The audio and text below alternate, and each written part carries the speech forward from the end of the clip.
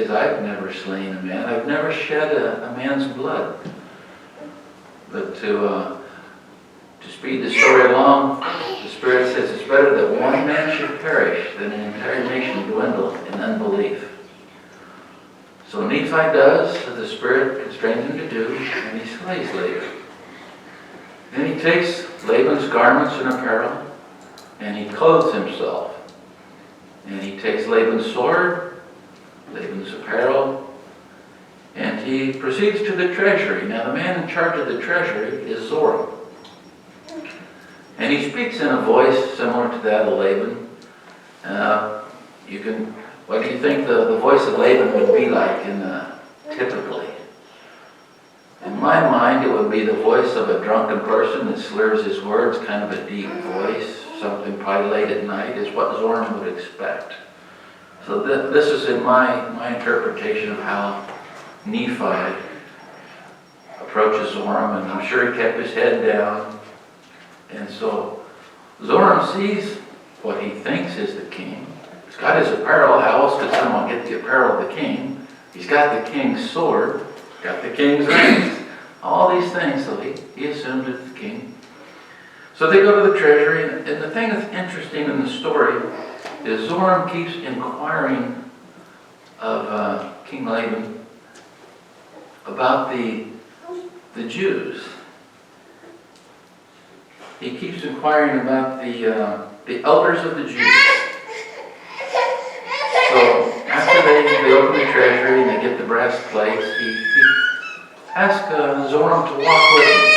So they walk away from the treasury and they're walking out towards the wall of the city. And as they walk that way, the three remaining brothers, they think it truly is King Laban also. So they begin to flee and run. So Nephi calls them, and they recognize his voice.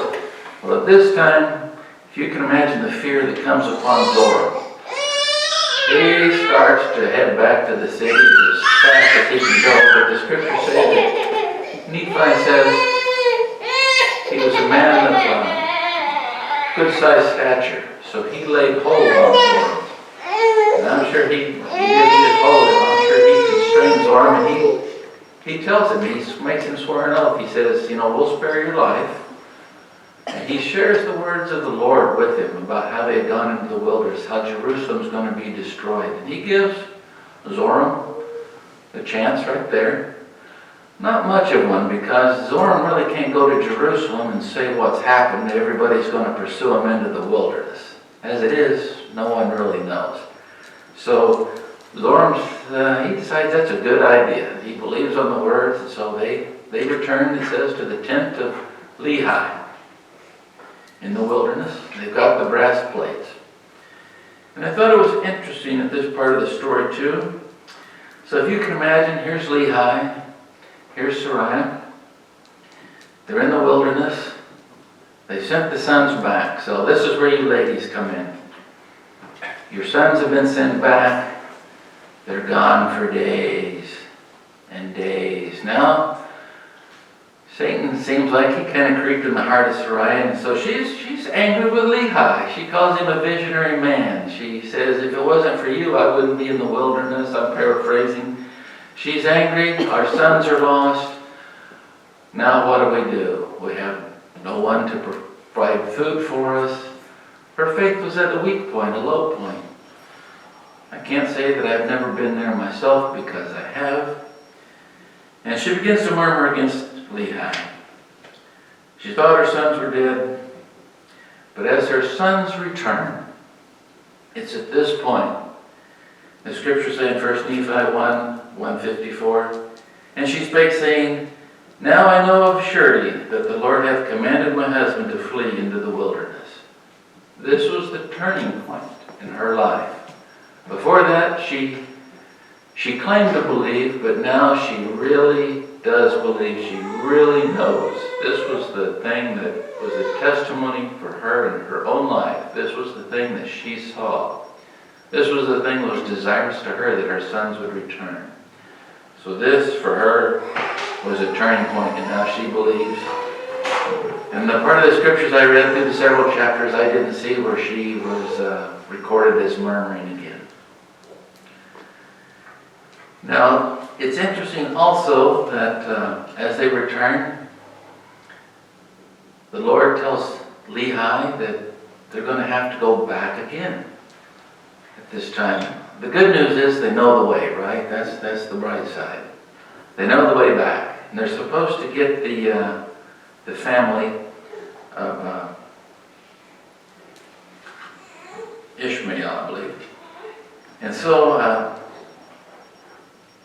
and it came to pass that the Lord commanded him, Lehi, that I, Nephi, and my brethren should go again into the land of Jerusalem, and should bring down Ishmael and his family into the wilderness. And it came to pass that I, Nephi, did again with my brethren go forth into the wilderness to go up to Jerusalem. And it came to pass that we went up to the house of Ishmael, and we did gain favor in the sight of Ishmael, insomuch that we did speak unto him the words of the Lord. And it came to pass that the Lord did soften his heart. Think about that. This is a lot for a person to take in. So I put you in the shoes of Lehi. Some of you ladies have had you in the shoes of Sariah. Now let's put ourselves in the shoes of Ishmael. The Lord softened his heart insomuch that they took their journey with us down into the wilderness to the tent of our father. Now the family of Ishmael, so he's got a wife. He has, I'm going to go through it, so he has 2 daughters. They seem to be the ones that side with Laman and Lemuel. If there's any rebellion or anybody that's going to stir up the hearts of hate and discontent, it's these 2 girls and the 2 sons of Laman and Lemuel. Also, Ishmael has 2 sons and their families. They seem to forget the covenant of the Lord and the blessings as well. They seem to kind of be drifters a little bit. They don't quite have that conviction that Nephi and Sam have. And then there are 3 other daughters. Later in the story, the eldest daughter of Ishmael does marry Zoram, and then Nephi and Sam take 2 of the daughters as wives also, as do Laman and Lemuel. Of course, as we're traveling from Jerusalem, what they thought was an acceptable idea as they're going through the wilderness, they haven't even got to the hard part of the trail yet. Laman and Lemuel suddenly decide to rebel. The 2 sons and their families and 2 daughters. They're not so happy about this trip into the wilderness after all. And it's times like this that personally I don't like to hold up a mirror, because sometimes the going gets rough, sometimes we're on a tough track, sometimes challenges come in our lives. Sometimes there's a trial or tribulation that we face. Every family has one. Every family's come across one. And it's times like that that the Lord is able to see what we're truly made of. And if we hold up a mirror, we can see what we're made of as well. Do we murmur? We know that people fall away. I won't go into many stories, but people fall away. They fall into paths of darkness. They choose easier paths. They choose different paths, and they fall away. So the big question I ask you today is, can you follow Jesus? Can you take that cross upon you? If the Lord were to ask you to go into the wilderness, or to go somewhere, or to do a task, or to go to visit a friend or a stranger, or the Lord were to ask you to do something like that, be it small, be it medium, be it large, could you do that task? The key part is, can you follow the task through? Or do we become as those who murmur and have to be chastened? If you read the story in Nephi, and I encourage you to do so, even Lehi at one point has to be chastened a little bit. He too begins to stray a little bit. Nephi, though, I think he's blessed. He has a common thing with those in the scriptures who are the strong men, the strong leaders. So no matter what his affliction was or is, he doesn't murmur. He praises the Lord, he praises God, and he presses forward. He knows that through those afflictions there's going to be a blessing and a strengthening. And he always goes with that. Those type of people, they don't murmur or curse the Lord. Job, that's another one. The brother of Jared, as we read in our Sunday school class. We know that he was chastened too, but for the most part, in all cases, only one time, it must have been quite a chastening, because I don't recall reading again where he had to have that same lesson taught again. Unlike myself, I seem to need lessons periodically to remember. So are we willing to do whatever task the Master asks us to do?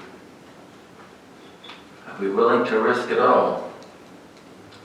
Sometimes the world will point, the world will scoff at those who even admit they're Christians. Those who go to church, those who perhaps try to do a Christian deed.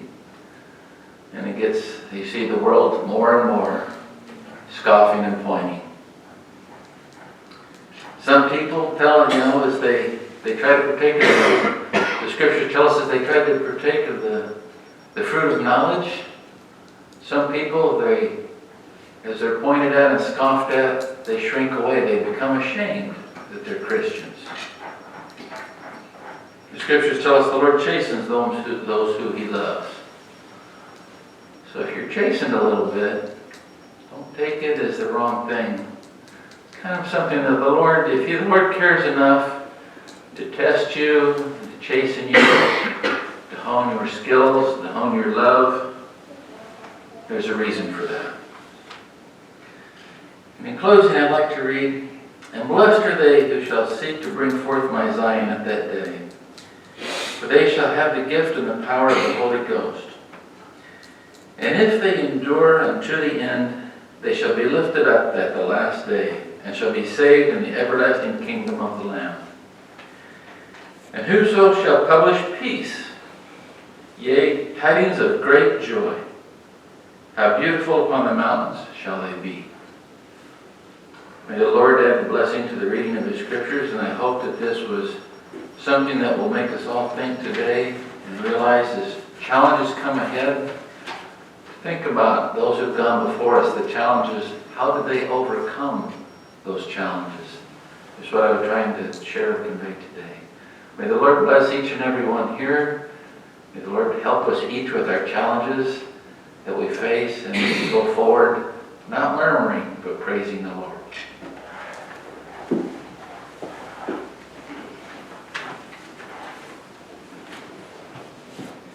Thank you, Ted. You please stand and turn into your hymnals, hymn number 83. We'll close with this hymn.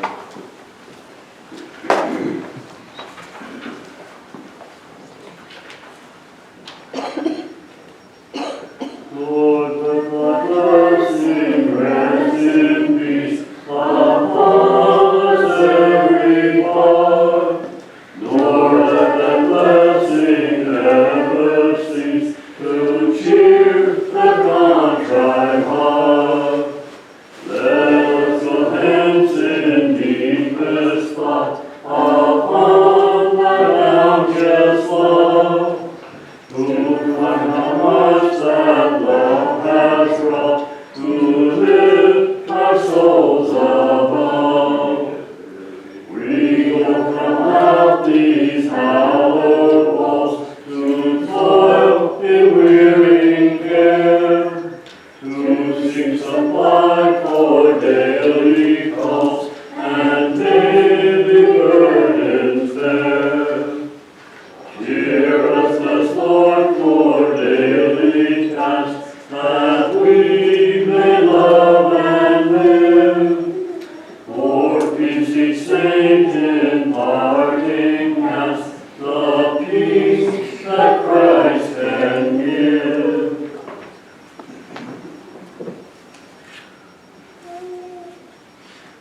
As we travel forth, take all things to the Lord. Let all things be prepared for you. God the Father will direct thy paths. If you trust with all your heart, all things will be unfolded before you. Do not murmur. Be you glad in the things that are given unto you. The love of Jesus as your guide will comfort you in all your trials. Be ye glad in the work of the Lord, always and forever. Praise and sing psalms in all things.